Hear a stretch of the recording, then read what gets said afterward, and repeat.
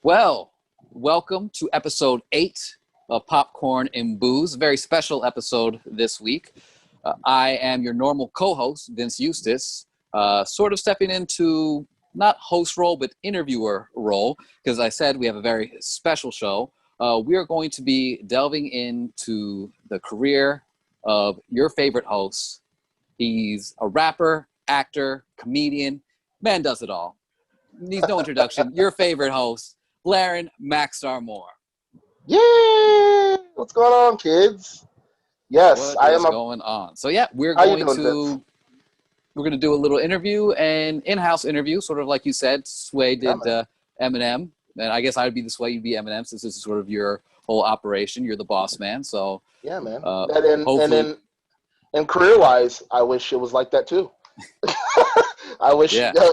You were on the level of a Sway, and I was on the level of an Eminem, and we wouldn't have to be zooming this shit. Sway just got inducted into the Radio Hall of Fame, I think, recently. So good for him. Aspires to be like Sway. We thought about this idea, and I know a lot of people are going to be like, "Well, that's kind of pretentious, or that's kind of fucking douchey to interview yourself on your own show," but it is probably to some.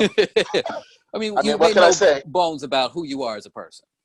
Yeah, it's just, I mean, listen, we did this show with the purposes of people getting to know us, and maybe at some point roles will be reversed. If Vince wants to be interviewed and wants to tell his story, he's more than welcome to. This is what this show is for. It's our platform. We created it. And I think it's an opportunity to take advantage of your own product, dude. Much like we just said, Eminem took advantage of his own product. Now, granted, that's on a way higher plateau than what we're doing, but it's the ideology of use what you got to your disposal. So plus, I think we're also looking to season 2, because we're going to be wrapping up season. Oh, and I just realized I made a mistake. I referred to this as episode 8 in the very beginning intro. This is actually episode 9. I think that's why, because I saw that we uploaded episode 8, and it's like, no, this is episode 9. This is the second to last. Episode 10, we got another special episode that'll be wrapping up season 1. And then, but I was saying we're looking ahead to season 2, possibly bring some people on and interview them. So this is also a good practice to sort of get a gauge of how we're going to do this in the future. No, absolutely. And you know what? It's okay to make mistakes. I have looked back on quite a few of our older episodes, and I have said so much stupid shit. And I'm like, damn, why did I say that? Like in one episode, I referred to, it was the DMX versus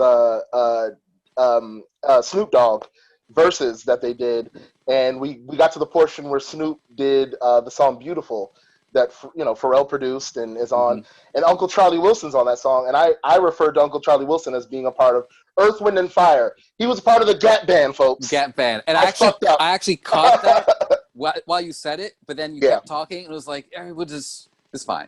It would have seemed like, it's like, we'll figure it out later. And now here at episode 9, we have finally addressed it. All right. Well, Vince, I'm ready, man, and I appreciate you for taking your time to play Sway. Yes. And more. Right. All we need to get you is the head wrap. Yeah. Like Sway has the big beanie. I want to know what his hair looks like. I know. Yeah, it's a big. He's been hiding that shit for 20 years. I wish I could hook up music here so it could like play audibly very well to you, because it's like, oh, we can do a 5 Fingers of Death. We could do all this crazy stuff. That would have been dope. And also, none of these questions have been approved by Laren Moore. He doesn't really know. I mean, he has an idea what's coming, but he really doesn't know. So hopefully there's not a question that you're uncomfortable with? If so, just be like, we're not going to do that or something. But Interview's over. Interview's over, Vince. And I'm gonna just start walk taking out shit of your off. own show. Interview is over. And just leave the Zoom conference, and I'm just out of here. No, man. No. Walk out of your own show. I know, right? That's actually would be a very funny. Yeah, you can't have that. Sketch. And you're frozen. I think you're back. Okay. Yeah, you were frozen too there for a second. So. Okay, so I'm not sure how it's going to end up on the actual screen. It's going to be just both of us frozen. All right. So kick things off. I would like you to tell us your origin story of how you became a rapper. So however you want to describe that, like whether it's like the first rap song you heard, whatever inspired you, or like the moment that you knew. But like, what would you say in terms is Max Starr's origin story? Well, much like I tell a lot of people, and even I've told you in private when we've talked just as friends, I never originally wanted to be a rapper. I grew up a huge hip hop head, being from New York, from Queens. That's all I heard growing up. There was two things that were blaring either in my over the head headphones, because we were old enough to remember those. Yeah, I wish we still had those. I know. Well, they do, but they got the big Beats by Dr. Dre, like super technology. I can't afford those. Those things are like $120. Fuck that.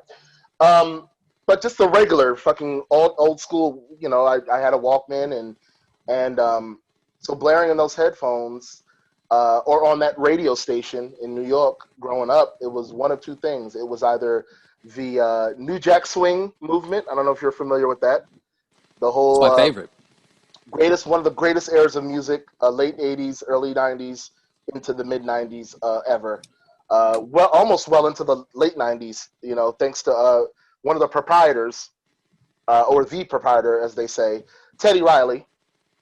Teddy Riley, yeah. Teddy Riley was probably the biggest name behind the whole New Jack Swing thing. I believe he created it. Although they credit some people before him, I can't think name wise, but he's usually credited as the DJ Kool Herc of. Yeah, he's one of the founders, one of the practitioners. Yeah, exactly. And for people that don't really understand what New Jack Swing was, not just to me, this is actually what the genre was. It was a mixture of hip hop and R&B and dance music. So if you took all three of those and you hybrided them together, that's what New Jack Swing was. It was basically really up tempo, very high BPM'd R&B. And it really encapsulated, like, especially the early 90s. And it was like, I think of that. I think of starter caps, starter jackets, like with the half zips. Like, it's very much the soundtrack of that era.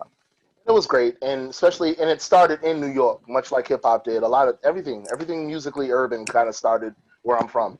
Not to brag. I got love for Baltimore, Vince, but we got Baltimore club music that never took off. I think Jersey's trying to steal it now, though, so I got to keep an eye out on them. And then you got like Chicago drill music. I don't know. That's some other kind of like dancey, crazy stuff that they're doing. Everybody's trying to have a movement, but I have to pat myself on the back to know that my city is credited for the creation of a larger part of urban music, especially black music. But New Jack Swing was one of the things that I loved, and that just was like Bobby Brown, like I said, Teddy Riley, Guy, Keith Sweats, TLC, anybody from Boys to Men, anybody, Belle Biv DeVoe, New Edition, I can go on and on and on. I loved all that. So it was either that, and of course, it was hip hop. And hip hop actually was after the New Jack era, swing era stuff that I listened to, because I was more enamored with that. Because I was so young, hip hop was very edgy to me, as opposed to New Jack Swing was just something you didn't really listen to the lyrics too much. It made you want to dance, and that's all I wanted to do as a kid was dance. And there was like a lot of innuendo in New Jack Swing, but never like sexually explicit. No. Like, or like there'd be like metaphors. So like there wasn't that parental advisory sticker on a Guy CD or maybe Belle Biv DeVoe for like a second. But like Boys and Men were very clean, so it was clean. It was more packageable. Yeah, and then like you said, it was more insinuated than it was blatant as far as the sexual conduct and the adult conduct. But that's what molded me at first, because I really just wanted to be a dancer, and not be a dancer, but I just loved to dance. and dancing was like my first stint in the entertainment field. And then of I'm course, actually gonna. Oh, sorry, I'm gonna have to ask you to. Maybe you were doing this. Delve into that because I saw when you did a prior interview, you made some mention about like, oh, you were like a trained dancer. So I yeah, remember that yeah. piqued my curiosity and was like, oh, I need to hear about this. Well, I mean, just throughout. I mean, more so junior high. You know, if we're talking about the '90s still.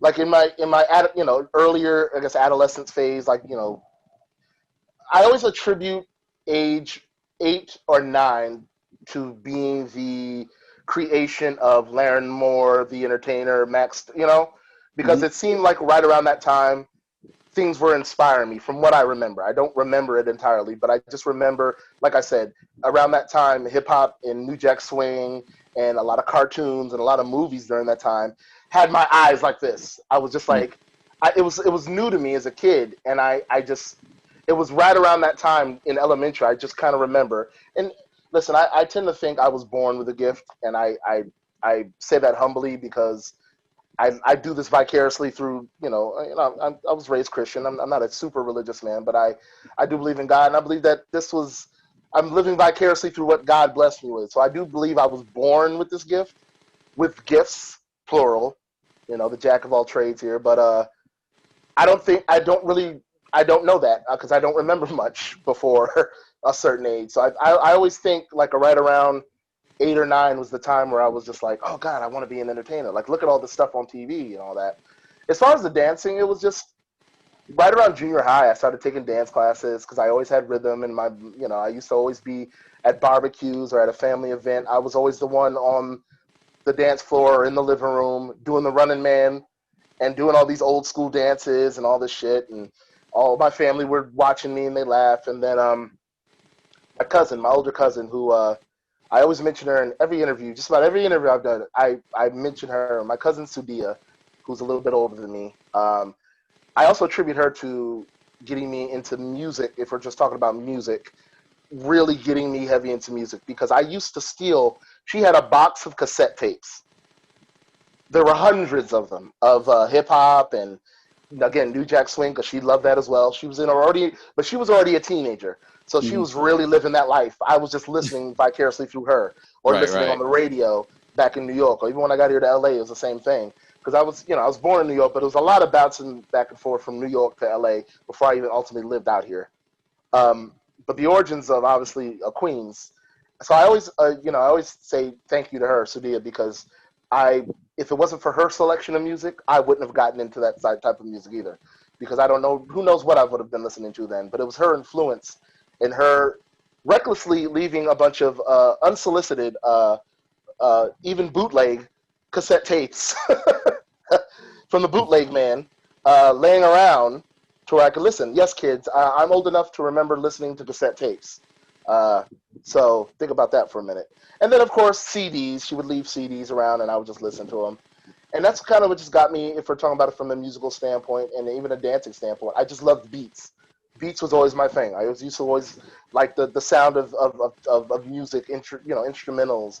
And then the lyrics were, I wasn't quite lyrically inclined yet or Yeah, you were a enhanced. child, so like I I don't was think a anyone kid. was expecting you to be a Exactly. prodigy just yet. No, not yet. So what inspired me to get into music and dance or like music the way I did, it was the beats. It was the sound of it. It was the sound. And then yeah, the dancing thing was just something that just became, I just realized how much rhythm I had and I just wanted to tap into every little thing I could at the time. And then again, right around that same time, junior high, elementary, and then junior high is when I got into acting and I got into comedy. And again, I believe this was a natural God-given gift, but I also am a product of a lot of entertainers. I was so heavily influenced as a child that it made me want to become these people. I wanted to be Jim Carrey. I wanted to be Martin Lawrence. I wanted to be Eddie Murphy. Um, because those are the things that inspired me at that time. Because naturally I wanted to be an entertainer, but I had to, as a kid, you have to look towards something to be, you can't think with your own mind quite yet creatively, you Yeah. know, so you have to look towards something. So like most entertainers that grew up to be entertainers is because I watched a lot of TV. I watched a lot of cartoons. I watched a lot of kids movies. Um, I'll tell you this quick one, and then we'll get into any other questions you have. One of the first things that ever inspired me to want to be an actor, just speaking from an acting standpoint, was a little movie called Surf Ninjas. Do you remember that movie, Surf Ninjas? I do. It was with Rob Schneider. It was with Ernie Reyes Jr., who played Kino from Teenage Mutant Ninja Turtles 2.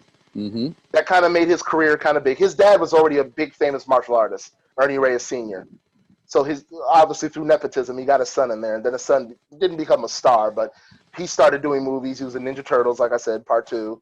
And then He also did a was movie in The Rundown with The Rock years and later, Sean William Scott. when he got older. Yes, absolutely. But as a teenager, those are like his two biggest things I remember. And he did a movie called Surf Ninjas. And it was a very young Rob Schneider. I think this is before Rob Schneider even was he part of SNL at any point? He was. Yeah, this was before then, I think. I think he hadn't even No, made it to SNL because yet. he was already on SNL. Because I remember Surf Ninjas was 93. And he did Yes, it was. Home Alone 2, Lost in New York in 92. Right. So that's he was like, this was like Schneider Mania. And if you remember, like Schneider was in a ton of movies. He was in like Judge Dredd. He was in, like you said, Surf Ninjas, Home Alone 2. Beverly Hillbillies. Oh man, I love Beverly Hillbilly movie. Him in that movie. Yeah, yeah. That's right. So no, you're right. He was kind of blowing up. Yeah, he was. But he was very young. But it was like the early to mid '90s was Rob Schneider. You thought he was about to be the next big thing, which he kind of did. But I mean, you know, whatever. I mean, he didn't have the success Adam Sandler did. But he was on that path. He was doing well. But it was that movie he was in, and I just remember it was something about the kid aspect of it. I just felt like, man, I really wish I was in this movie. Like, because Ernie Reyes Jr. had a younger brother who was probably a little older than me at the time, because I was maybe, 9, 10 years old, maybe even a little bit younger. It was 93, so I was about 9 or 10. And I was just like, I could have been the quirky black best friend. Like, I could have been the there was always some slick-talking black kid. Remember the movie Cop and a Half with Burt Riddles? Like, yes. I wish I had wished I was that kid. Like, there was always some slick talking black kid in the '90s, and I was just like, that could have been me. Norman Golden the Third or something. I think so. Yeah, that kid never did nothing after that. But like, I think you're frozen again. Our feed is like trippy as hell today. Can you hear me? Woo! You still there? And we are like recording this too. Yeah, you are frozen. You are gone. I think I lost you. Oh, well, he'll get back on, folks. But it was that movie that made me want to really get into acting. I just wanted to be this kid actor, and unfortunately, it didn't turn out that way. I had a couple opportunities as a kid, but never really got to do anything, like some commercials, and I just wasn't good in school either. So, I think we lost him. Vince is gone. Gone, gone, gone. Gone, gone, gone, gone. Well, I mean, we're still recording if he jumps back on. So yeah, folks, we're doing the interview, and and we're back. You good? Yeah. I just cut out for a second. I kept talking. It was recording, so I was like, "Oh, well, he'll be back on eventually." Yeah. It should be an interesting cut. Wow, that's gonna be. Well, let's hope editing wise, maybe you'll be able to do something with that at the point. I don't know. Maybe. If not, the world will see it all. And I was just basically to reiterate what I was saying while you were gone. I was just saying that was one of the movies that inspired me to want to be an actor, a kid actor, and I wasn't good in school. I wasn't a bad kid. I just did not do my work and do what I was supposed to. So I had a lot of bad grades. So that didn't quite work out. But yeah, man, that was, as far as the dancing, again, that was more of a hobby. But my two things growing up, I always wanted to be an actor and a dancer, and then kind of manifest from there. Let's touch on real quick and then dive into the meat and potatoes of this, the Broken Complex years. But let's just delve like real briefly into your time as part of a rap duo. and you were going under the moniker Max Payne. Yeah, man. So right around leading into that, so like I said, I wanted to be an actor. I wanted to be a dancer. I loved hip hop. I loved music. Didn't necessarily want to be a music artist, but I realized how much of a passion I really had for it. And then, right around my mid-teens, heading into, late teens, mid to late teens, I had a barrage of people telling me, like, hey, you should tap into all your talents. You should do everything, da, da, da. So I was like, okay, music. They were like, what's your other passion? I was like, music. I love music. So right around like 16, I started writing raps. I started writing verses, or what we used to call back then writtens. And I attribute that to a friend of mine. His name is Shami. His rap name is Rhymestein. White dude, really good. I'm talking about like he could probably hang with like an Eminem. Like lyrically, he's dope. He's always been. He was part of a group of buddies I used to hang with in my teens. Actually, at this point, I was in LA and kind of going back and forth. But residency was in LA at this point, late teens. And I remember he used to tell me, he's like, dude, you want to become a better rapper? Like, I would just freestyle. I remember the first freestyle I ever did, not lyrically or word for word, but I remember when it was. I was 13 years old. It was 1997. It was summer of 1997. I was at the YMCA. It was a junior high camp. It was a bunch of teenagers. And one of the counselors was a rapper. He wasn't that great, but he used to freestyle all the time. And at that point, I really loved hip hop, and I would just see him. And one day, we were standing in the parking lot, about to go into the. It was during the summer, but it was like a YMCA program, so it was like a youth program for a bunch of kids. We went on trips every day, the beach, the movies. I saw every fucking movie imaginable. The summer of 1997. I remember we went to see Men in Black 4 times. Wow. That's how many times we went to the movies. It was like an everyday thing. And they took us to like Disneyland, all these fucking places.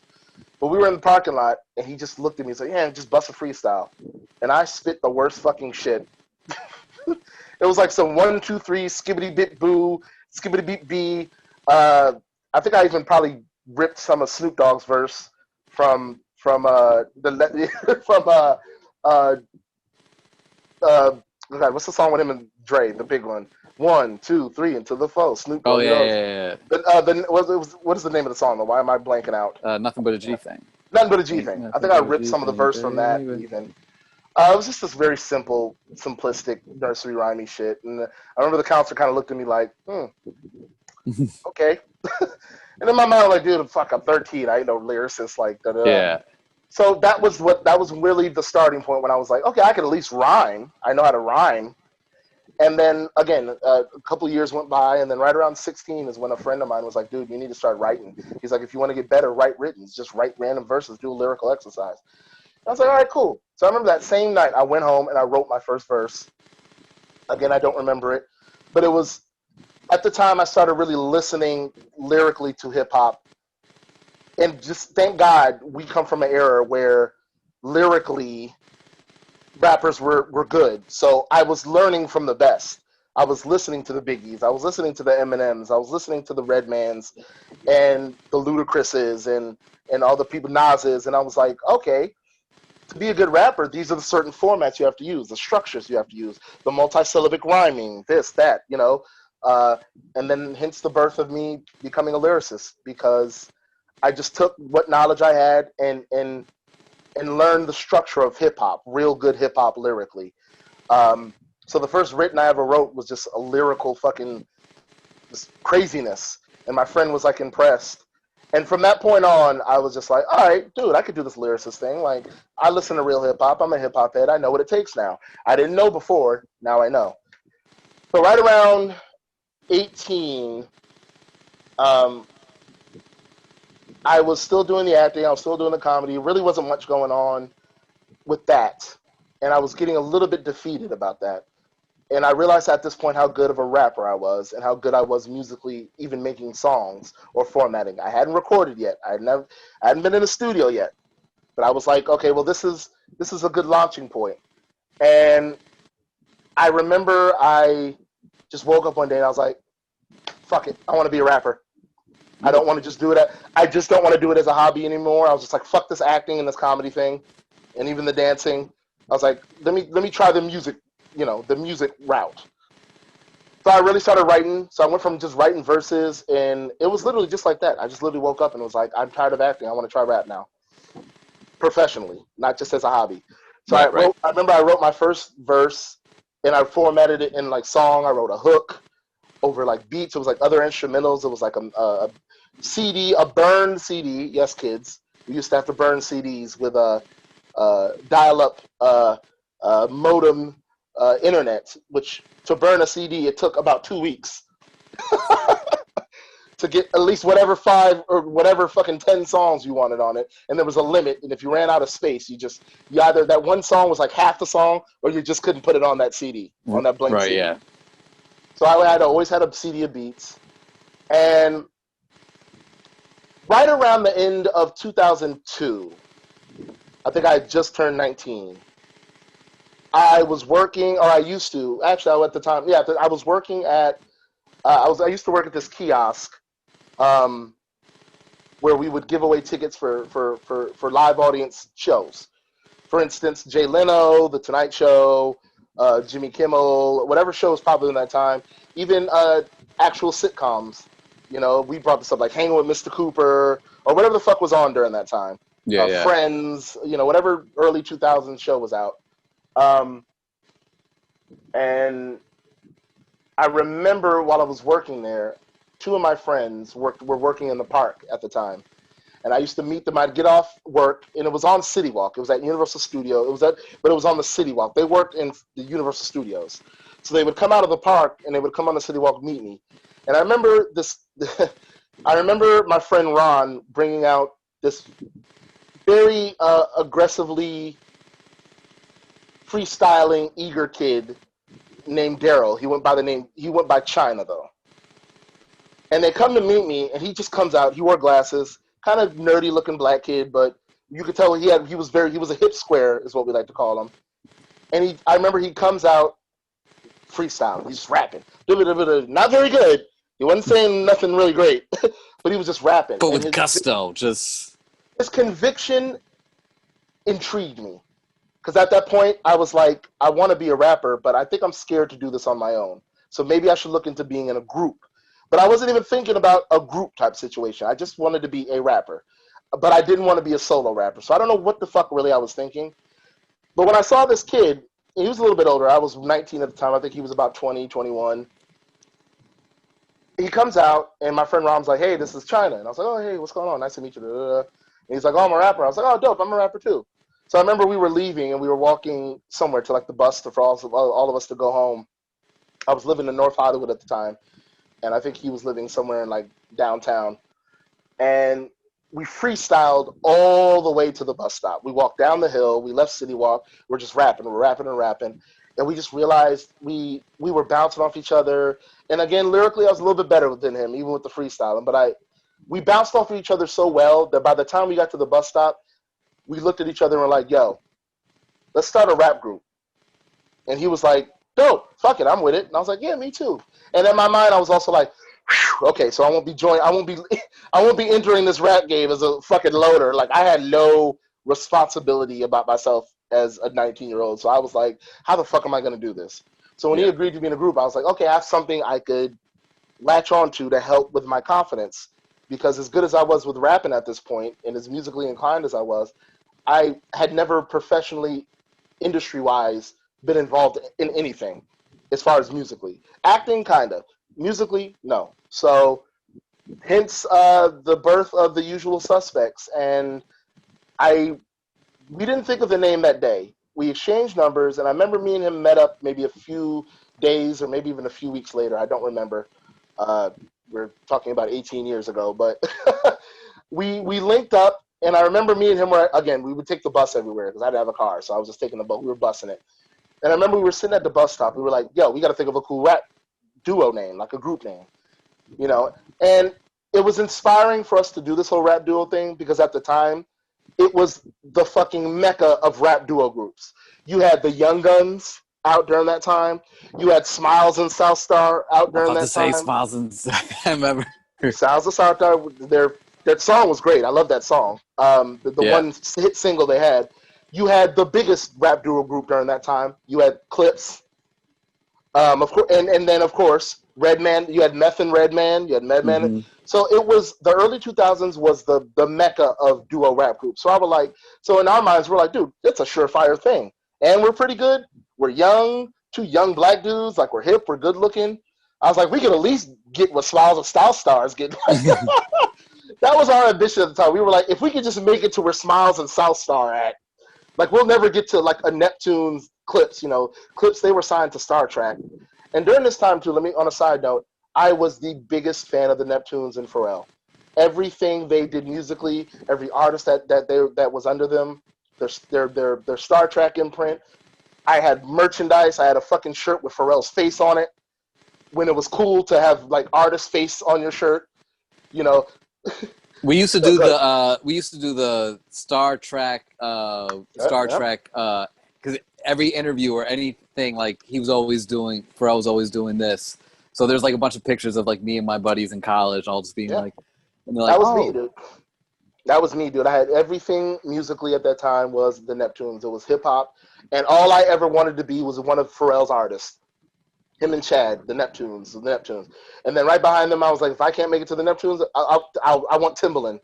I really want to fucking be on Timbaland. I think Timbaland had the Beat Club or Tim Mosley Music or something he had. I wanted to be on his label. And then I think if it wasn't him, it was like Swiss Beats. All the big producers of the early 2000s, but definitely it was like the Neptunes. And I remember I used to tell my friend China, my rap partner, I was like, bro, we need to make it to the Neptunes. That's our goal. let's and in my mind I was like, fuck, is that gonna work though? They've already got Philly's Most Wanted, they've already got Clips, they already had these duo groups. I was like, fuck it, we'll be the third group. What does it matter? And that was the birth of the group, man. And like I said, we were literally at the bus stop and we were just like, we gotta think of a catchy name. And of course one of the biggest movies in history, The Usual Suspects. With Kevin Spacey, the whole, Kaiser Sose. Who else was in that? God, it was one of the Baldwins. Benicio del Toro, Stephen Baldwin, Kevin Pollak, Kevin Spacey, Gabriel Byrne. Yeah, fucking huge movie. Huge Chaz fucking Palminteri. movie. Yeah, all-star cast in a huge movie that came out a little bit years earlier. 95, I think that came out 95. Yeah, that came out easily 7-8 years earlier. But it was still this just like, oh, we got to think of a cool. I was like, hey, what about The Usual Suspects? Because we could reference it as well. What we're doing is cliche, but it's not. Like, we are the usual young black rappers, but we got a different thing. So I was just like, why don't we do that? So we were like, but we don't want to get sued. So we everything that had an S, we turned to a Z because we thought maybe like Zorro. So it was The Usual Suspects. And it looked dope on paper. I remember a friend of mine who ended up being our manager, who was about our age. His name is Robert. A very smart Jewish kid. He was really good with money, and we were like, "What's better than to have a Jewish manager who's good with money? Hey, there you go, Mazel Tov." So he was like, "Yeah, I'll manage you guys," and his dad even helped out too. He was a great. And me and him were super duper best friends. We were like bromance at the game. Pause. But we were like super duper best friends, and then he grew to be friends with Daryl, China, and the three of us were like, "Hey, we can make a team out of this." So I was like, "Hey," we were like, and matter of fact, it was my partner China it was his idea. He was like, "Yo, why don't you manage us?" And he was like, "Fuck it, I'll do it." Like I said, his dad didn't have any connections, but his dad was real good with business. So he was like, "I'll get my dad to help out," because he was like 19, 20 at the time too. So he started to talk to his dad about funding some stuff for us. The first thing we, obviously like any up-and-coming rapper, the first thing is you got to have a demo. You got to have something to promote yourself to get record labels into you. It doesn't work that much these days. Now it's just you post shit online, you post videos on YouTube, you get your streams, you get your hits, you get your downloads. That's how you get noticed. Back then, you had to actually do a CD with tracks on them, with records on them, and you had to put them in press kits and mail them to record labels. And when you weren't doing that, you were on the street doing what a lot of rappers still to this day do. It's odd. You stood in front of a Vallarta market or a Rouse. Hey, you like hip hop? There you go. Exactly. That dude. And people still do that. It's hilarious to me. And I'm just like, wow, you know. And I look at some of these young dudes, and I'm like, I appreciate your will to kind of grind, but I'm looking at these motherfuckers like, nigga, you ain't got to do this no more. Like, like you're doing shit I did 15 years ago, bro. Like, I appreciate that, but it's like, dude, just go do what everybody else is doing. Go on SoundCloud, record some shit, do a fucking shitty ass video and post it online. You couldn't do that back then. You had the internet, but it was very limited. So we had to pound the pavement, dude. And so we did a demo. God, and that's a whole nother fucking ball game. You know, the first guys we did a demo with, it was these two producers. I don't remember where they were from. They weren't from LA. Matter of fact, I'm thinking, and I swear I'm not doing this just to poke at your town, I think these motherfuckers were from Baltimore or some part of, but they were the shiestiest sons of bitches on the planet. So we meet these guys. Actually, Baltimore then. We're very upstanding citizens there. Well, they weren't representing. Well, then these guys were just shitty. It just happened to be. They happened to be from a great. They happened to be from a great place. What'd you say? It must have been from Dundalk or Essex. Hey, sure. Never been to Baltimore, but I'll take your word for it. I do think they were from I think they were from a part of Baltimore or something. I don't remember, but if I recall correctly, I think they were. And these guys have great beats. They're fucking.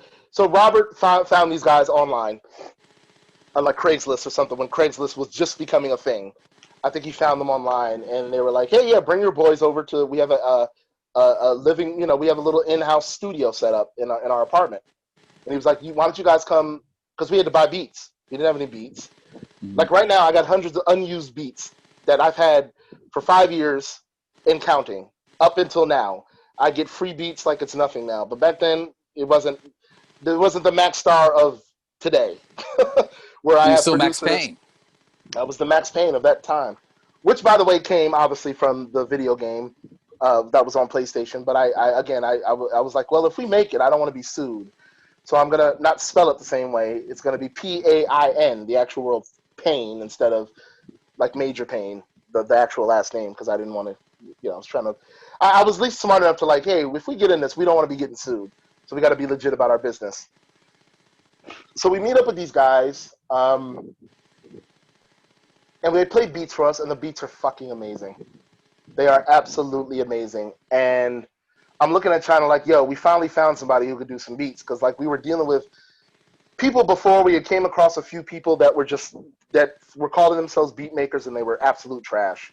So we were like, we finally found some guys that are dope, some East Coast cats, some real producers, a real duo production group. And in my mind, the first thing that came to my mind was like, oh, we got our own little personal Neptunes. Yay, like, cool, we're going to work with these guys. So we do a demo with them. We do a 4-track demo. And we pay them their money. Well, Robert does, because he was our manager, so he was funding this. And weeks go by. They haven't mailed us nothing. They were supposed to mix it and master it and clean it up. Weeks go by, we don't hear anything. Robert's blowing these guys' phones up. They're not answering. We know where they live. A couple times, we literally went by their apartment and just waited outside, or we knocked on the door, because it's just like, we're not fucking trying to be stalkers, but motherfucker, you owe us something. We gave you money. Yeah, it's like you were paid for this. And keep in mind, on a side note, my partner at the time, China, was the biggest hothead. He was from he's from Pennsylvania. So he was an East Coast cat too. He had real bad fucking temper, dude. And he's from Kurt Angle town. That's where Kurt Angle wrestles from. Oh, Pittsburgh. Pittsburgh, Pennsylvania, yeah. That's where China was from. And his approach to everything was anger and wanting to fight. To the point he projected that on me sometimes. And we'll get to that actually another time or later on. But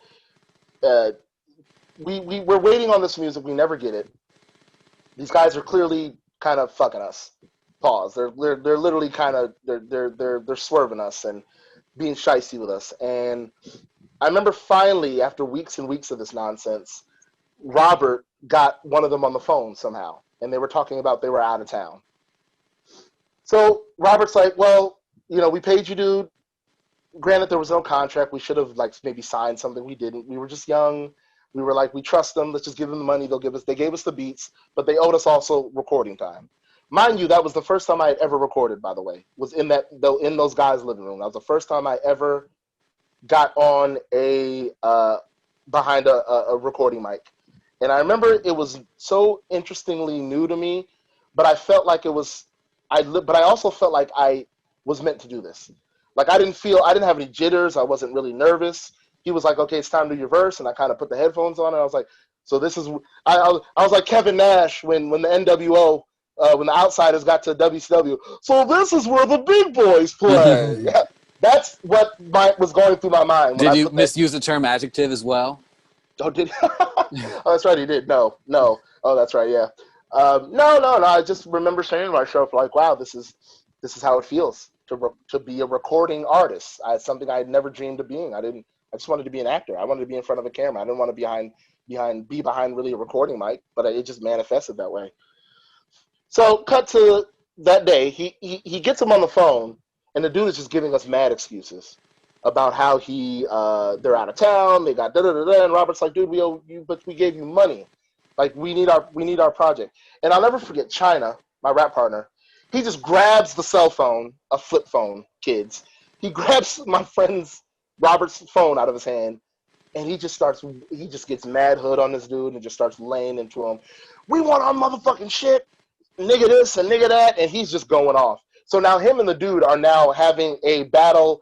They were having what you would call, and for any Boondocks fans out there, they were having a nigga moment. And these two were just on each other's throats over the phone. And it got to the point they were threatening each other.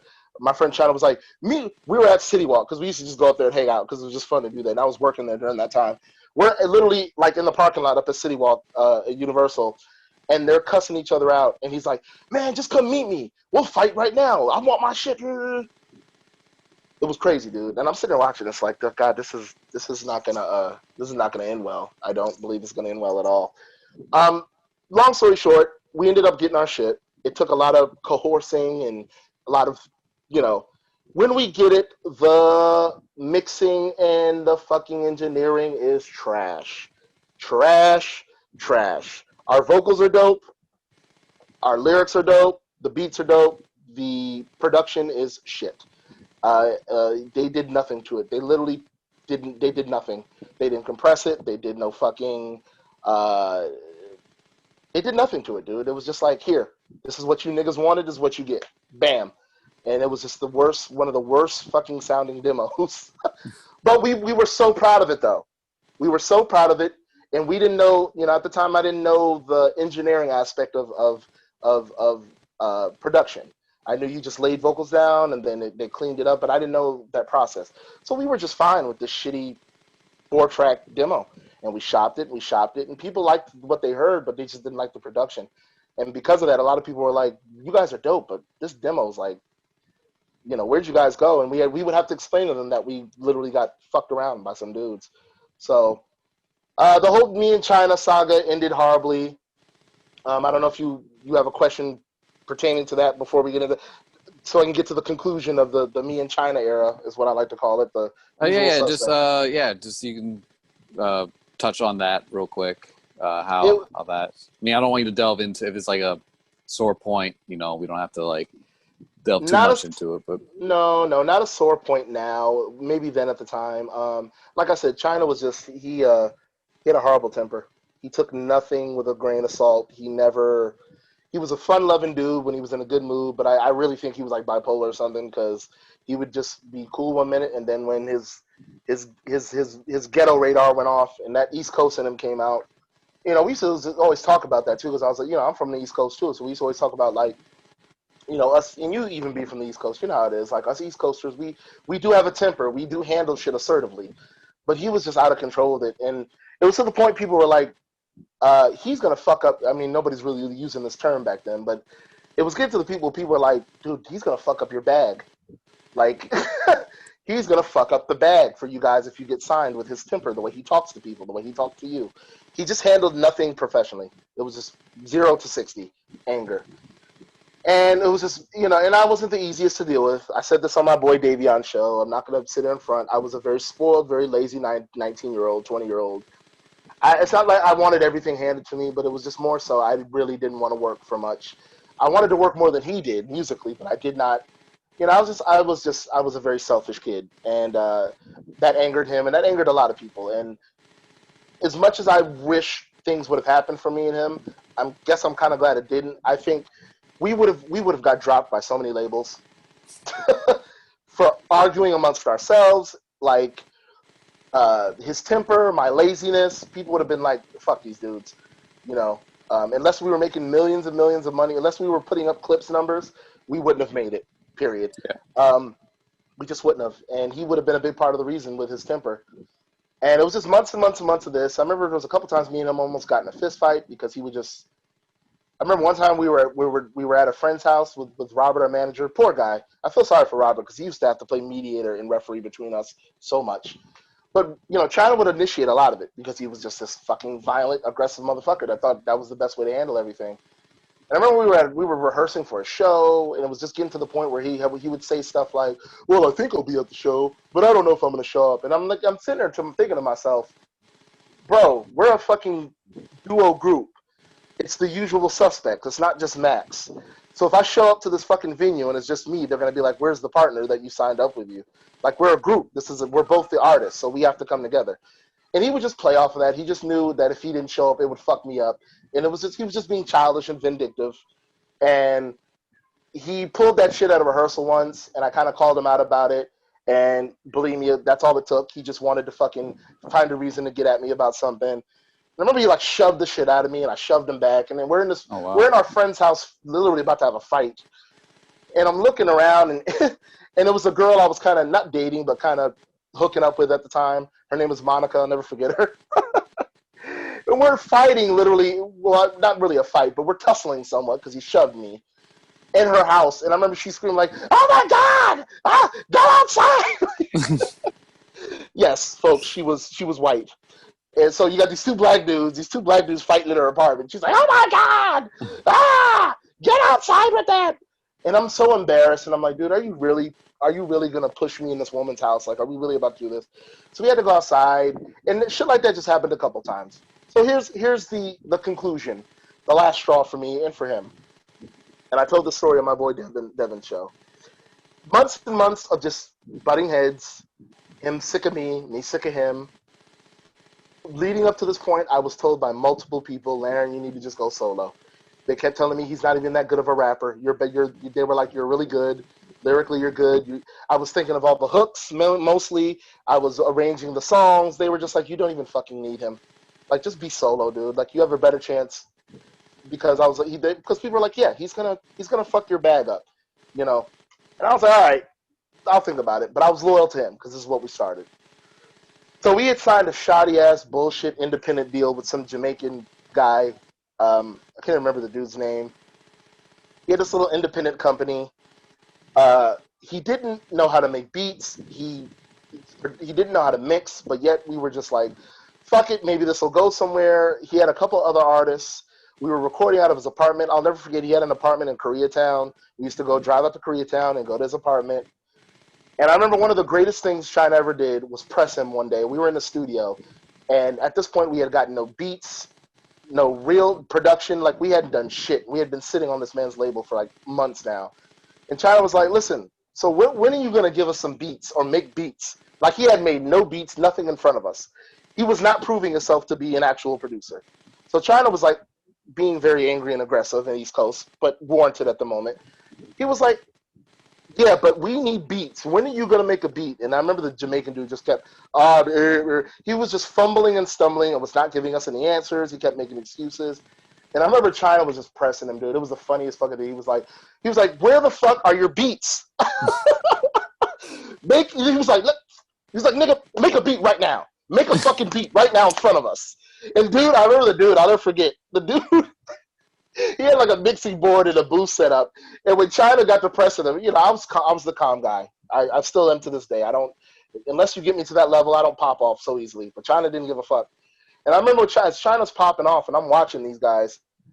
China's like, Make us a fucking beat right now. I remember the dude just starts fumbling with shit, turning knobs. He's just fucking moving shit like he's just trying to find something to do to make it look like he's about to do something.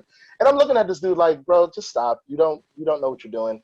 You're just stringing two fucking young kids along right now for your own little whatever. But he pressed the shit out of that dude that day. And it was the funniest thing I'd ever seen. And dude just literally got to pressing buttons and shit. And it was hilarious. But cut to a few weeks later, again, me and China were just kind of sick of each other, and we were recording like a mixtape. And I'll never forget the beat we were recording on. It was for a mixtape. It was the Lean Back beat, Fat Joe and Terror Squad. That was the biggest song that summer. And I told him, I was like, yo, let's do a mixtape track, like a cover of that. Like, let's do a mixtape remix to it. And he was like, all right, cool, whatever. Da, da, da. He didn't really, at this point, he didn't even really want to be recording with me, but I was just trying to hang on to dear life. So I'm in the booth recording this, my verse, and he's just shooting down every fucking idea. And I just remember kind of losing it. And I was just like, you know what, I'm so sick of this dude. And I remember I walked out of the recording booth, and I kind of looked at him, and I was like, hey, bro, do me a favor. How about you do your version, and I do mine? And when I tell you, Vince, he went the fuck off. He lost it. And he hopped over the mixing board to get to me, because this is how he handled everything. Let's get physical. Let's fight, nigga. He hops over the fucking mixing board and literally grabs me, and we're fighting. And I always compare it to, and I did it on my boy Devin's show, I always compare it to, like, it was like some, like, Diddy making the band when Elliot Ness and Fred were fighting every fucking episode. Yeah, like, that was literally me and China. That's what it would have been like. Let's say if Diddy had signed us or a major, we would have been in a professional studio fighting because he just did not know how to control his temper. So we're doing this in this man's house. Again, we're in somebody's house in a physical confrontation. And at that point, I was just done with it, and he was done. He's like, fuck this group, and he's like, usual suspects are officially over. Whatever contracts you got to draw up, because we had literally signed a contract with this guy.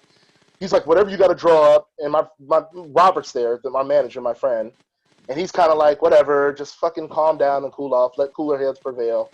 I was like, oh, man, if he's done, I'm done. I'm done too. But I have a big heart, and I wanted to say this. So later that day, I got home, and I was like, let me call China. Let me try to ration this out. And I called him, and I was like, listen, bro, let's talk about this. And when I tell you he cussed me out for an hour straight, that's exactly what he did. He cussed me out, told me about myself, and then hung up. And then that was the last time me and him spoke. I was like, thank you. Whatever little fucking, whatever little bit of fucking thing that was keeping me from not breaking us up, you just solidified that. I'm now going to do what I should have been doing, and that's going solo. And I was just like, dude, I'm done. Thank you. I was hurt, but I was also like, I'm going solo. Thank you. This is a good fucking excuse to go solo now. It's something that everybody's been doing. And I remember I was dating a girl at the time. She wanted to be my manager. So now we're getting into the creation of Max Star. So I'll let you take it over. But that was how it ended. He just wasn't. I remember seeing him a year later. He tried to give me some loose apology and talk about getting back together. At this point, I was well into being a solo artist. I actually had a lot of opportunities. This is 2005, and we'll get into that portion that ultimately led into Broken Complex. But he tried, and I was just like, nah, bro, like, I'm kind of good. I'm solo, dude. Like, And then I think that was we met somewhere at a park. Me, him, and a rap buddy of mine. We talked. He kind of half-assed apologized about his temper and the way he used to handle things. And I was just like, cool, man, I appreciate that, but yeah, I'm solo now. And he was like, cool, we'll talk about it. And that was the last time I heard or saw him. And that was 15 years ago. I have not heard from or seen China in 15 years. So. All right, cool. So we're like at the 52-minute mark now. Yeah. Let's jump right into the Broken Complex. I know there's a lot of stuff there, and I know we're going to try and keep this about hour and a half. So let's just go right into it. Broken Complex. Yeah. Is an underground hip-hop label based in the San Fernando Valley.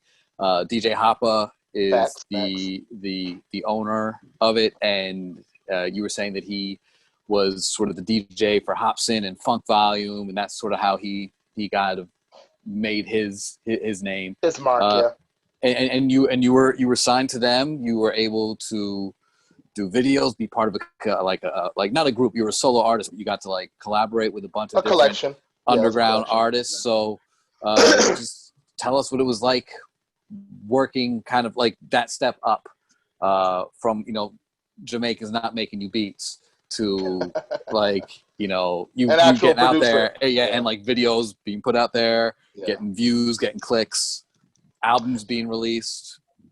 Yeah, that was interesting, man.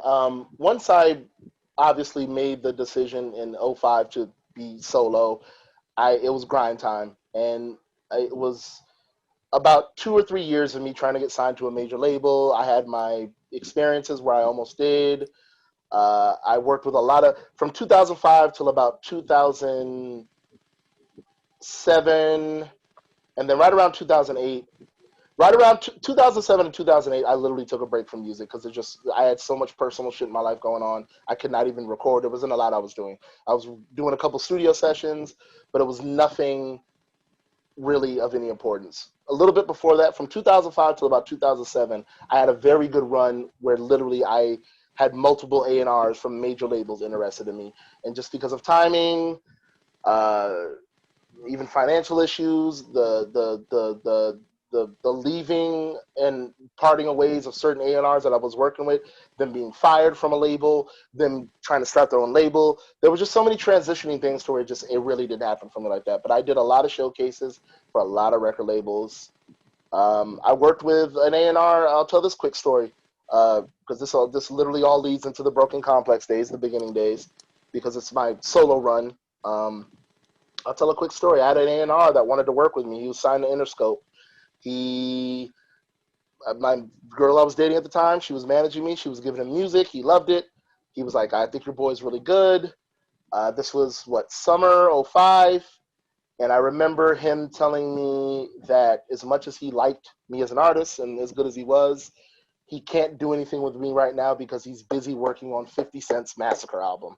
And when I tell you I was fucking heartbroken, but it was shitty, but he was like, it was one of my first real experiences with the industry, because he wasn't even supposed to tell me that. Like, no A&R is supposed to sit there and tell you I'm working on a project of a huge artist right now.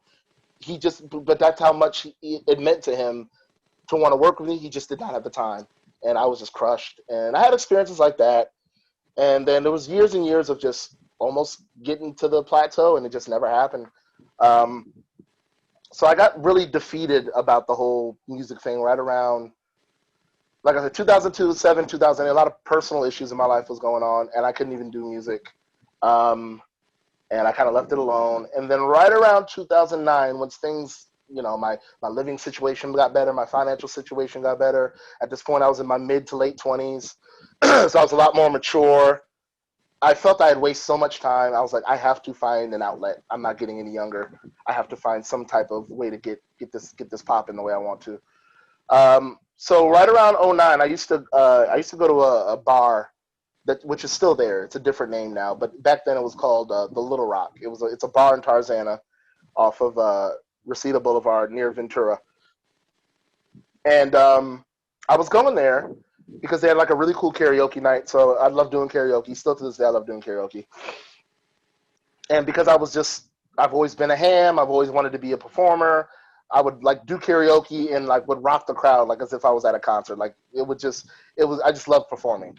So it would catch the eye of certain people where they were like, well, that's weird. Like, you're doing karaoke, but you're such a natural up there. They were like, you've got to be like an artist. And I would admit to be, I was like, yeah, I'm a rapper, I'm a singer, I'm a songwriter. And they were like, oh, cool, dude. Awesome. So the girl that hosted the karaoke there every Friday night, her name is, and was, but is still. I haven't talked to her in a number of years, but her name is Devin. We used to call her Devo. And she, like I said, she hosted the karaoke there every Friday night. And she used to always ask me, like, dude, are you a singer? Are you a rapper? Like, this isn't just karaoke. Like, you're too good. Like, she just noticed something. And I was just like, I would tell her, I would be like, yeah, I do this. Yeah, I do this. I haven't in a while, but I do this. And she was like, all right, cool. She was like, my boyfriend is a DJ. And he actually has his own independent record label. And I was like, all right, that's cool. Whoop-de-doo. Like, like, keep in mind, up to this point, I had worked with major labels. I wasn't trying to. I was getting older. As shitty as this might sound, I wasn't trying to hear nothing about no independent nothing. And in my mind, I'm like, chick, if you're not taking me to Def Jam right now, I ain't trying to hear it. And I know that sounds pretentious. It's just that's where my mind state was. I was just like, I'm pushing 30 at this point. Close. I was mid-20s. I was still young enough to be, but I definitely was in my 30s. But I was just like, I need to So I was like, all right, cool, yeah, whatever. And it's funny because I used to see her boyfriend, who turned out it was DJ Hoppa. His real name is Lee, I believe, Lee Gresh. It's funny, we never called him that, but a lot of the label guys would call him Lee, and I would just call him Hoppa because they grew up with him. I wouldn't call him that. But I come to find out she was dating him, and he DJ'd at Little Rock every Wednesday. So I kind of knew who he was, but I didn't. I definitely didn't know that was the guy she was dating until she told me, oh, by the way, the guy I'm telling you about, he's the guy that DJs here on Wednesday. And I was like, all right, dope. I remember the night she told me they hooked up for the first time. And I was just like, okay, TMI, Devo. Like, she told me the first night they had sex, and she was like, oh my God, it was great. She was like, still to this day, they have a kid now. I believe they're getting married even, but she was in love with him. And I was just like, good for you. I was like, that's so awesome. And, Devo was a really good friend. But she did. She was like, I'm going to tell Hoppa about you. But I remember he used to meet her at the end of the night sometimes to pick her up from work, from Little Rock, after she was done with her shift hosting karaoke. And he used to see me kind of like talking to her. And I think he thought I was trying to like rap to her or step to her because he would give me the most cold shoulderous greeting on the planet. Like, I'd be like, hey, what's up, dude? He'd be like, hey. It was just one of those, like, I think you're trying to get with my girl, so just keep your distance, bro. And I wasn't. I had no interest in Diva like that. I really didn't. At that point, I thought she was cute at the time, but my attitude was like, she's really cool. And she's a singer. And we used to sing together. So I was just like, yeah, she's a cool, like, fucking big sis, She's a little older than me. And she kept her word. And she must have said some really good things about me because I kid you not, maybe a week later after that, and this was like the end of 2009, a week later, he's there, and all of a sudden, he's talking to me. And he's like, hey, what's up, bro? Yeah, man, my girl tells me you're a rapper. I was like, oh, yeah. I was like, yeah. I was like, yeah, I'm an artist. Yeah, I rap. He's like, all right, yeah, dope. I got my own label. It's called Broken Complex. And I was like, all right, dope, man. I was like, dude. He was like, you should come by the studio sometime. So I'm like, oh, wow, you literally went from, like, not speaking to me to all of a sudden come to your studio. I was like, okay, she must have said something. And she must have not only said good things about me, but she also must have reassured him that we weren't fucking. I would only assume, because he was mad cool. And I was like, yeah, dope, that'll be dope. So we exchanged numbers. I went to the studio a few times. The first studio meetings were a bit awkward because when I went the first few times, I don't think he could feel out what my intentions were. And what my intentions really were was I really wanted to be a part of a family. I wanted to be a part of something cool. I wanted to be part of something grander, obviously, on a higher plateau. But I was going to settle for this because I was just like, what else am I fucking doing? This could be good for me. You never know. Turned out to kind of really be that way. So in the beginning, it was a bit awkward because I don't think he knew what my intentions were. And I remember one of the first times I went to the studio, maybe second or third time, I was like, yo, I got this idea for a song. And I'm just like, at this point, I haven't shout out BC, Broken Complex, on any of the songs. At this point, I recorded probably like 3 or 4 songs. As a matter of fact, the first song I ever recorded for Broken Complex at the BC studio was a song called Pretending. It was me and a rapper named Intuition. You guys can Google him. He was a pretty big viral internet rapper right around roughly about 10 years ago. And Hoppa was like, hey, I got the song for you. You should jump on it. And I was like, dope. And then when I looked this dude up, I was like, this Intuition dude's kind of popping right now. I was like, dope, this is dope. Come to find out, the song ended up on like Apple Music. It's on like the iHeart playlist radio playlist. Even still now, you could Google it. It's on like iTunes. It was like making the rounds. And I was like, wow, I didn't even know this dude was that popular. Like still to this day, I look it up and I'm just like, wow, Pretending. And it's got the artwork and it says Intuition and Max Star, produced by DJ Hop. And I'm like, yo, dope. So the first like actual song I produced recorded with Hoppa was that song, and that was a cool little introduction. But I remember up to this point, I was just recording stuff, and I kind of wasn't seeming like a team player. And I remember we were in the studio, and he's like, "Hey man, you want to kick down some money for some studio time?" And I'm like,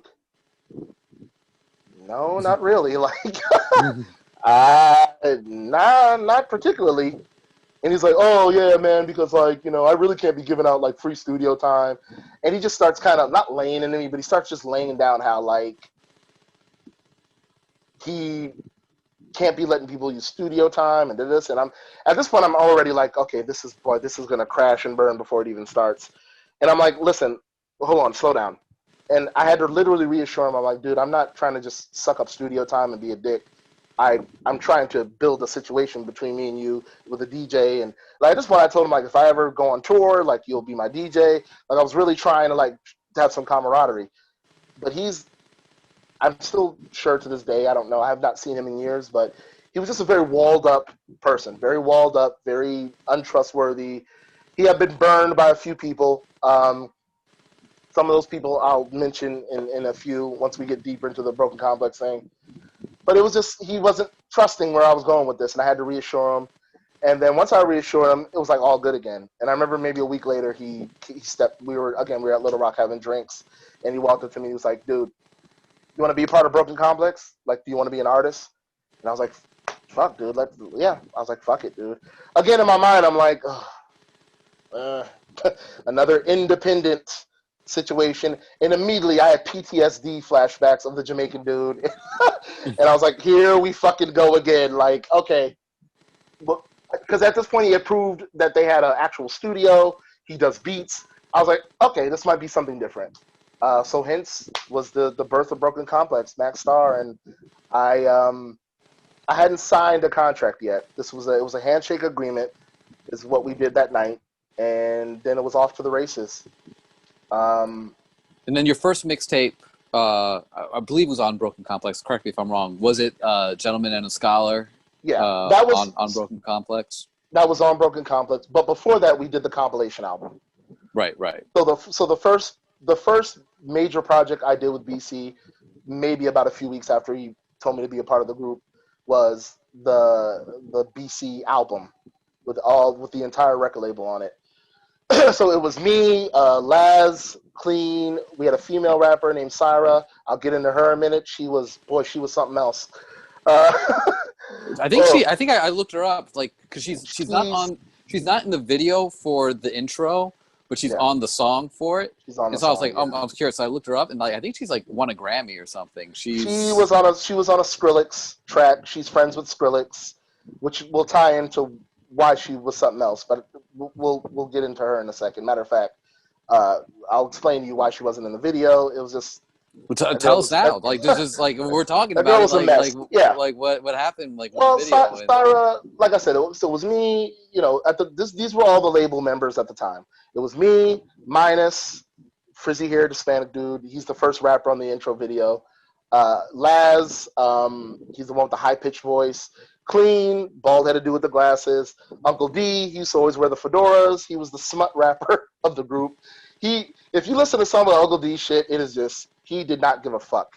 He was trying to do the whole Mickey Avalon / new age version of Uncle Luke. He just was, I just want to do ratchet, raunchy, dirt music. Like, he really wanted to be. Value. He wanted to do the whole Mickey Avalon thing. My dick. Everything was about his dick and his balls and all this fucking, that was what he wanted to do. And then who else? Then, like I said, it was Syra. And then we had a rapper named General Populous who was always weird to me. He had a very unorthodox, very odd rap style. Is he the guy who did like cleanup on intro? He was the last rapper? Or? Yeah, I'm spitting Marion me to her coke. Tell me this. He rapped like a. It was weird. He was a cool guy. He was a little bit cocky about his rapping, and to me, he just wasn't that great. And his style was so unorthodox.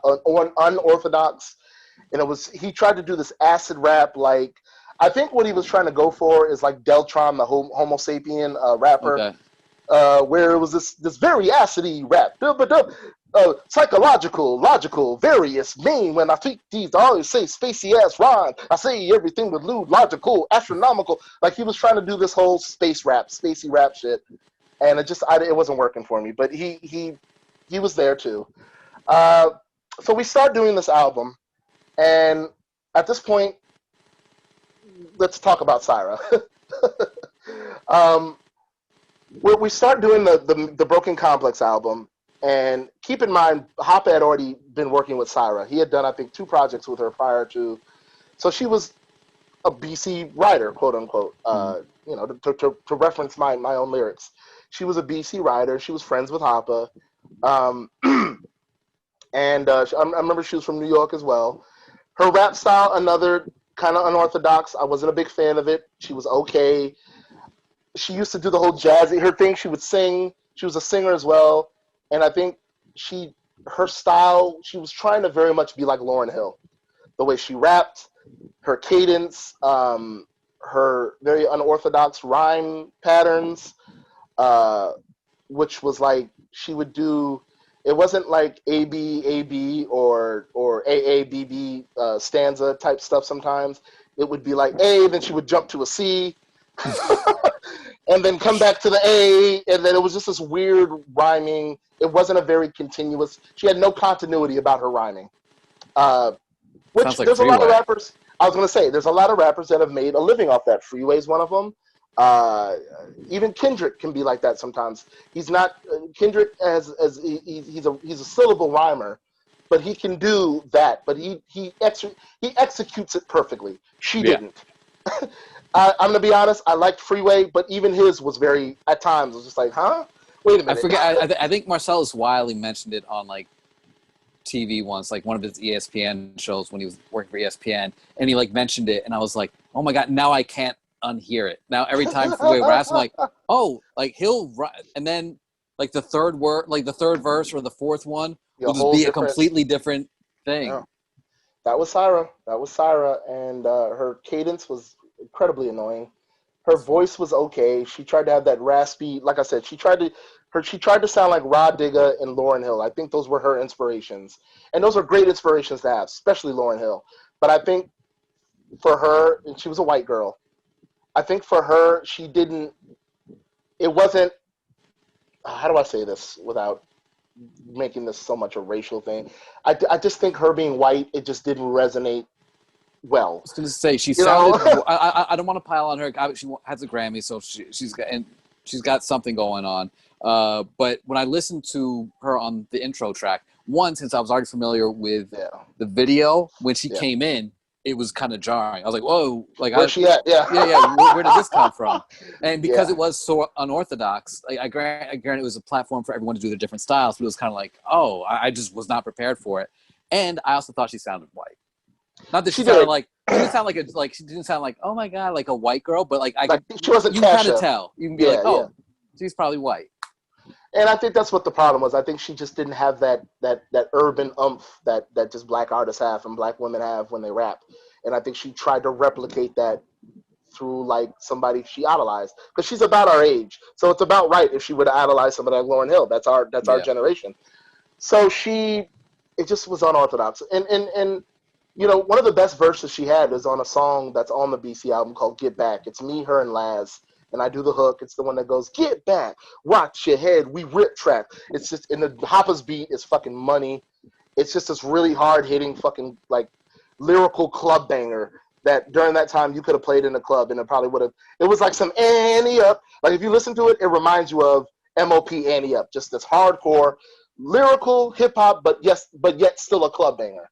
Yeah. And a lot of people don't realize the 90s and the early 2000s were the kings and queens, but the mecca of being lyrical and using samples and having a boom bap-esque beat, but still having 808s and still a booming beat to where it could be played in the club. Yeah. And we don't have that anymore. It's got to be either all the way club or all the way boom bap these days. And that's the fucking what's wrong with music these days. One of them, especially hip hop. But she's on this track and she actually gets down to it. It's like one of the best verses I heard from her. But leading into this album, and this is just from my perspective, and this is what even kind of Hoppa was telling us, And again, I don't want to tear the girl down. I never had any problems with her. Here's the thing. You could already tell Syra was already about to kind of blow up because she was becoming incredibly distant with even Hoppa and Broken Complex. She wasn't really coming around the studio. She didn't do the video, and I'll explain to you why she didn't do the video in a minute. You rarely saw, I don't think I ever recall ever having a session with Syra there. And I had a session with every single artist. She was the only one, like when we did get back, she wasn't even there. Me and Laz were in the studio. Syra was nowhere to be found. All right. So I guess explain why she wasn't a part of the video and her verse was cut from the video. Well, it kind of equates to what the reason why she never was around. I think she just could smell that Skrillex money coming. And I think at this point she kind of probably already knew him or had been told a few things. And even if she wasn't, I think it was just the whole ideology of Syra wanted to be Syra the star. She wanted to be the diva. She wanted to, Hoppa told us the story, and I really couldn't believe it. It was so annoying. And it annoyed everybody. And I'll tell you a quick story in a second about Laz, because Laz used to like to troll everybody. Laz was the troller of the group. He was just sarcastic and trolly, and he did some really funny he did some really funny trolly stuff to Syra that I think is fucking hilarious. I'm thinking about it right now, it's hilarious. But she just wanted, it was the Syra show. She really, and I think what bothered her and even maybe what scared her was the fact that Hoppa had took on all these artists. It started with just him, and then Minus, and then he added Clean, and then he added Laz, and then it was Syra. And I think it was, and Syra might have came before all those guys. I don't remember. I know Minus and Syra were Hoppa's two earliest artists. I didn't come till, they had already been doing it about a good fucking 10 years before I even joined BC. Because they were all like friends and high school friends, and they knew each other from the Valley. Hell, I wasn't probably, when they met, I probably wasn't even in LA yet. I was probably still in New York, but they grew up with each other. And I think Syra started noticing that Hoppa was living his dream. He wanted to make a full-fledged record label. And I think Syra was like, I'm not with that. I'm not with the group thing. I don't do the groups. I don't do other bunch of artists. We do me or nothing at all kind of was kind of our attitude. And one of the most insulting things I remember hearing was when Hoppa thought up the idea to do the Broken Complex compilation album or record label album with all the artists. He, of course, approached Syra, and she was on the album. She was on like 4 songs. She should have been on way more for a person that had been around longer. But again, I don't think she wanted no parts of that album, really. He approached her at one point, and this is what he told us in a meeting. He approached her at one point and was like, hey, we're going to do this this album, da-da-da-da, I need you to come to the studio. And she like agreed with it. Like, yeah, sure, do, I'm down, da-da-da. So she recorded a few songs. And I think Hoppa literally told us in a session, because he was so frustrated with like her attitude towards it, and even we were like, what? Like, what kind of fucking asinine? Like what the fuck? We were like, what the fuck? Apparently, when she realized it was going to be a compilation album, she kind of backpedaled on everything and told Hoppa, oh, well, Hoppa, I didn't know this was going to be a group thing. And I'm not saying this verbatim. This is what I remember what was being said in context. He basically was saying that she was kind of playing like she didn't know this was a compilation album. She didn't know this was a record label thing. She thought she was just recording songs for herself to be placed on the album. She didn't know it was an ensemble album. So each track was going to have 5 or 6 fucking people on it. And Hoppa was like, yeah, you did. I told you what this was. And she just played stupid about the whole thing. And to the point where she just wasn't feeling it. And hence, the day of the video shoot, mind you, my first music video ever, by the way. I had never filmed a music video before in my life up to that point. And I was a 25-year-old kid, and I was so happy. And I was like, this is fucking great. We had a full we had a full sound stage. Like, if you watch the video, it looks pretty fucking professional. Mm-hmm. And this was 10 years ago, folks. 9 years ago, about 2010, 2011. We filmed this at like Panasonic, Sony Studios. One of the guys that worked for BC worked for Panasonic, and he literally was able to get a fucking hookup on using one of the sound stages. And I remember it was this big like fucking almost like an airplane carrier. I just remember it was a big white fucking room. and it made it. You walked in, it was so white and so curved to give the effect that you see in the video of the whole black whited out screen in the back. Because here's the thing: the video is a reference and a takeoff of "Flavor in Your Ear" remix. So for all you hip hop fans, Craig Mack back in the '90s, '95, as a matter of fact, good year for movies and music. He did a remix to his song "Flavor in Your Ear," and it had Biggie on it, LL Cool J, Rampage, who else?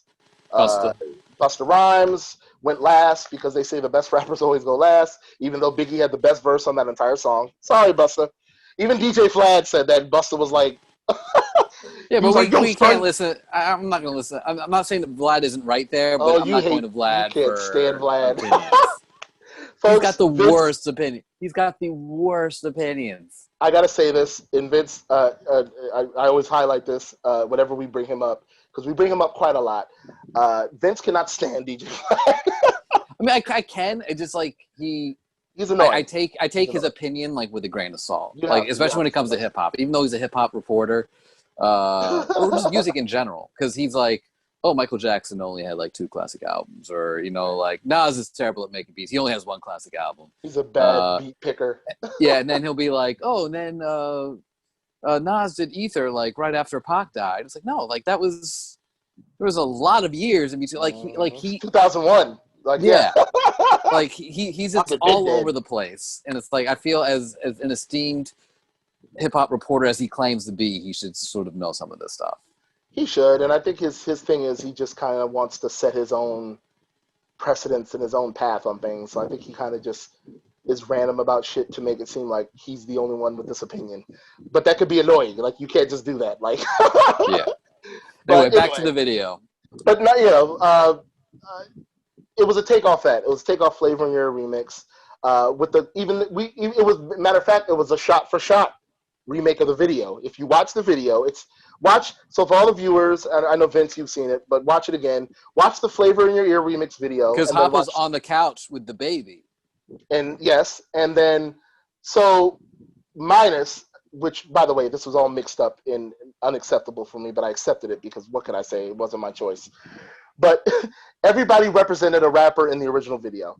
So Minus went first. His camera angles were the same camera angles they did for Biggie in the Flavor in Your Ear remix. I did not like that, by the way. Listen. I'm gonna say this, and a lot of people didn't even want me to say this to Hoppa or anybody, but multiple, especially management and other rappers on Broken Complex, would profusely always tell me, "You're the best rapper lyrically on this entire label." All right, so let me ask you real quick, based on the rappers in the video, I'm assuming we'll have you do cleanup, be last. How would you, if you were directing, or if you were putting the song together based on like best at the end and then going down, how would you have ranked the rappers? Where would you have placed them in the song? I mean, first of all, I should have been where Biggie's verse was. So you wanted to go first? Well, but he had the best verse, and I felt I had pretty lyrically the best verse.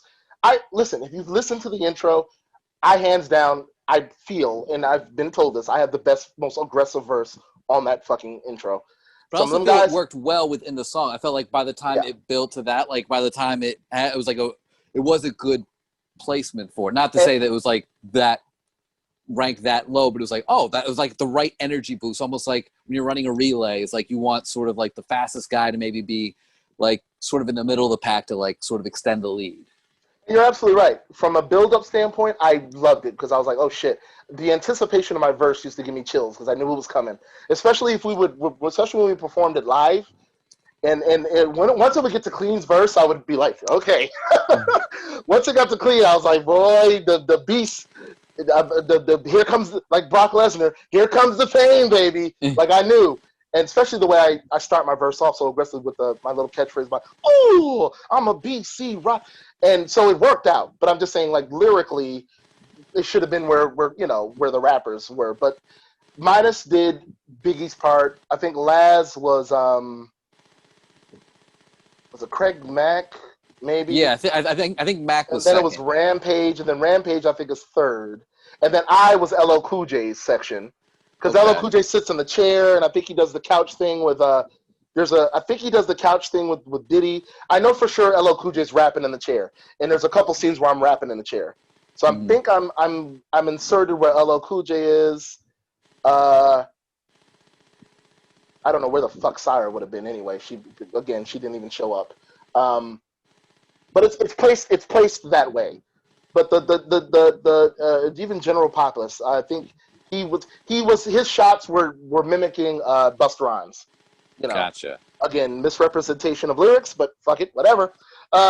Some of his hand movements were they weren't as crazy as Busta Rhymes, but he was kind of doing, like that's what he was. Spit Mary and kick that. Like, I mean, Busta was like, ah, the flavors in your ear. Yeah. But like he was emulating that at the end. Exactly, that whole woo-ha! That's what Busta was doing in the 90s. That was his style. But which is funny because him and Old Dirty Bastard were very similar in styles kind of back then. They both were like, you know, like, but that's what made them great. But Syra, I don't even know what her said. She didn't even, going back to her, she didn't even show up to the fucking shoot. And then I think, so Hoppa's like, she said she was on her way. And this I know was a bunch of bullshit. I believe she was on the phone with Hoppa, and she was like, yeah, I'm on my way. And Hoppa's like, hours are going by. She never shows up. And Hoppa's like calling her, like, where are you? And I think she just blatantly made up some bullshit excuse, never showed up, just did. And I'm sorry, people might disagree. She claimed she had something to do. She claimed she was busy. I really think it was just the whole thing of she just did not want to be a part of something that had a bunch of fucking other rappers drowning her out. I really think that was the thing. And she proved it up to that point with telling Hoppa what she told him about. She didn't realize this was an ensemble album. I think Syra was intimidated. And not even so much intimidated. I think she was intimidated, but I also think she just was like, God, you're letting all these fucking, and she probably also felt some misogyny as well. Well, where are the other girls? You've got a bunch of guys and I'm the only girl. Like, fuck that. I'm not going to just be, she just didn't want to, she wanted no parts of it, dude. And it was really annoying. And I'll never forget, like, once we started planning the tour, she was still signed to the label. She hadn't split yet. And I think the whole Skrillex thing hadn't blew up quite yet for her. I believe it was in the path of it, though. I believe she knew Skrillex at this point, and they were just probably trying to figure out what they were going to work on and how they were going to do it. But I remember we had a group chat, a Facebook group chat, a closed group where we would discuss things. And I remember Hoppa started a thread about the tour. And this is the whole thing I told you about Laz trolling. Syra barely ever stated her opinion or participated in any of that. You rarely saw Syra. Like, again, it was just she wanted nothing to do with it. She didn't want to be part of an ensemble thing. It was the Syra show. And when she would chime in, like, Laz would just say so much sarcastic shit to her. It just like, because I think he was annoyed, just like everybody else was, with her antics about not participating. She just wasn't participating, and I think it annoyed Laz. So he used to fuck with her. And I'll never forget one time, we're planning the tour. This is after the album was done, and we were going to tour off the album. And Hoppa's talking about a show. Oh, we're going to do the show. If you guys could all be available, da-da-da-da. And in the most, like, egregious but / like annoyingly dismissive way, Syra chimes in after never chiming in. She chimes in and she's like, I would like to respectfully decline doing the show. And so everybody sees this and nobody says anything. But everybody's probably thinking the same thing, like, wow, okay. What type of asinine shit is that? Okay, we're right, cool. You haven't done any shows. She did nothing in the tour. She participated in nothing in the tour. Not one show did that I recall her doing. At least if she did, I wasn't there, and I did just about every damn show. Jeez. She says, I respectfully decline doing the show. And then Laz, via the troll he is, because he was clearly annoyed, and I thought it was hilarious. He goes, and I, Laz, would like to respectfully decline Syra's respectfully declining. And I fucking saw that shit, and Vince, when I told you I laughed, I was like, that is the funniest fucking shit, because he was fucking with her, and he did that all the time, and I know she sensed it, but she just would never say anything, but he just was like, that's exactly what he would do to her, dude. He would just fuck with her, and I used to get so much joy out of it, because I was just like, she's just not participating. She wants nothing to do with any of this, dude. That's so annoying. And that was her issue, and then I ultimately, like we shot the video, and then we go on the tour. The tour was very interesting. I don't know if you want to lead into that as far as the. I don't know if you have any questions. We're coming up to, we're on 127 right now, so we're getting to the 130 mark. So I didn't know what you wanted. We should probably be wrapping up sort of soon, so I didn't know like what you kind of wanted to end with. I mean, I'll leave it at this because this is a fairly longer cover of my story, a lot more than I probably thought it was going to be. So I'm thinking maybe we should save the rest for a part 2. There's so much I want to say, and there's so much left because we still got to talk about the tour, and I don't want to squeeze everything in, and I also don't want to go too far over time. Yeah. So usually in situations like this, I think it's fair we should do a part 2. So maybe sometime next season we'll get back to this. I will end it off by saying this as far as this episode. The Broken Complex experience was very eye-opening to me. The number one thing it was eye-opening to me about was the way social media and the internet became right around the 2010s. Because granted, right around the mid-2000s is when social media became a thing. Like YouTube came out like, 2006, 2005. You know, the first iPhone was like 2007. Like you already had MySpace. Like we were heading into that path. But I don't really, and a lot of people will agree with this, and this is what they attributed to. It wasn't really to the 2010s where things really got, and that's when I noticed certain things, but I did not notice it on my own. It was literally being a part of Broken Complex, which opened my eyes to where social media, being viral, getting YouTube hits, streamings, downloads, that's where it really opened my eyes. And we'll talk about this in the next episode as far as part 2 of this. But it was right around the time DJ Hoppa started working with Hopsin and Funk Value. And I just remember really seeing the transition, not only for Broken Complex, not only for Hoppa in his career on his own, but just the way things were going as far as rappers literally becoming famous based solely off the internet and then growing from there. You know, a lot of people do. I can't sit there and say, but from a different perspective, I remember seeing the rise of Kendrick from a Broken Complex perspective, because right around 2010, 2011, that's when Kendrick started really making his mark with TDE and on his own, and it was internet and his videos were going viral. But I was noticing it from an inner circle. Same thing with what's his name? He was on one before he even got big and had radio singles and had that and won Grammys.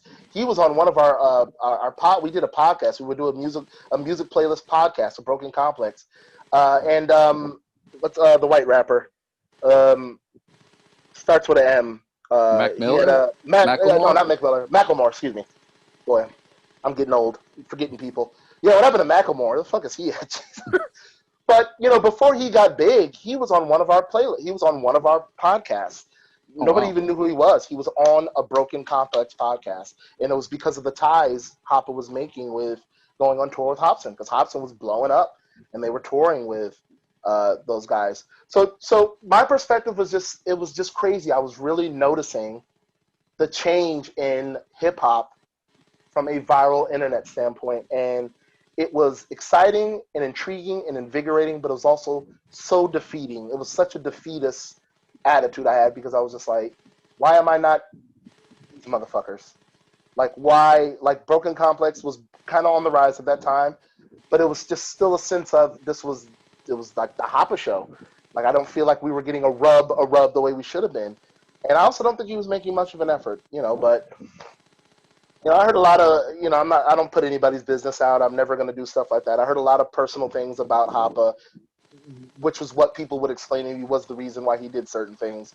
And I would kind of just be like, okay, well, shit. I mean, everybody has a hard life, you know, so I guess I understood, but it was just so much more I felt he could have done for us, and he really didn't. And then ultimately I was given the boot. But we will get into that from part 2. To really end this off is just... as far as this part, it's been a crazy 18-year journey, Vince, and counting. I do not have the vigor and angst about music the way I had 10, 15 years ago, but I still love it. I will never stop doing it. The fact that I have evened it out with acting and comedy has made me more therapeutic to the idea of doing music, or in hip hop specifically. And the fact that, I focus on other things than just rapping. Like, I'm a singer as well, and I've always been a writer. I've always been a singer. I just never, it was embarrassing. I come from an era where singing on tracks was embarrassing if you were a lyricist. You had to just rap. There wasn't no singing. It was a singer. Yeah. You want to go sing? Go join B2K, motherfucker. You want to sing? Go join NSYNC. Like, if you would have been the tallest member of B2K, like and biggest by a country mile. Oh, absolutely. I met Amarion in the 7-Eleven right around that time, before he got big. It was B2K were still together, and he was a midget. He was really nice though. He was getting a Slurpee. It was him and Little Fizz. I'll never forget. It was a 7-Eleven in North Hollywood, because where I used to live, there was a studio that a lot of famous artists went into, because it was so low key. A lot of artists would book their studio sessions there. I remember seeing LV. Hand to God, I remember seeing LV from Gangsta's Paradise. We've been living most our life. I remember gawking into that studio because some random person was like, hey, you guys want to see what goes on in here? And this was when I was a teenager, right around 16, walked us in there, and there was LV recording a song. And I was like, wow, it's Mr. Gangsta's Paradise himself. Like, so I believe B2K, well, those two members, Little Fizz and Amarion, were probably coming out of a session at that studio. But just a little side note, he was actually a really nice guy at that time. I don't know how he is now. He was also like fucking 17, so who knows. But it's been a great journey, man, and let's take it to part 2, man. Yeah. Well, thank you for sharing these stories with us. Man. We will definitely follow up on this, and we hope that everyone enjoyed delving into the mindset and career of Laren Maxstar Moore. And there's more to come. There's more to come. I know that you're technically the interviewer. You're technically kind of the guest here, but I say that we end it like we normally do, where you do your thing, I do mine, and then we'll just do the end title. Our normal shtick. Or maybe I should take the lead. Yeah, why not? Do we have? All right, let's try. I'll play second. I'll play second fiddle. Let's see. New. Yeah, let's see what you do with this, sir. All right. The spotlight's on you, my faithful partner. This is episode 9. I am your bearded face, dark-haired, sort of brown-eyed, also sort of greenish eyes with a hint, is what my wife tells me, host Vince Eustace. And I am your guest for today, and somewhat playing co-host. And I don't remember exactly how I said it, but I'm a fly guy, but I'm not married to the fly chick thing. Is that how you did it? How'd it go? The sidekick married to the fly chick. Yeah, so I'm not I am the sidekick, but I'm not married to the fly chick. The sidekick looking Vince's for a side chick. There you go. I'm the sidekick looking for a side chick, and I don't have a fly chick, and I'm not married to one because that's Vince's wife. So. Yes, and you have experienced in all its glory the show with the contemporary sense of humor. I turned British for a second. Humor. Humorous. Good job. This is popcorn. And in the words of Vince, blues, gurgle, gurgle. All right, we'll see you next time. And as the regular hosts used to say, bye, gotta go. Bye-bye. Thank you, guys. We love you. Bye. Bye.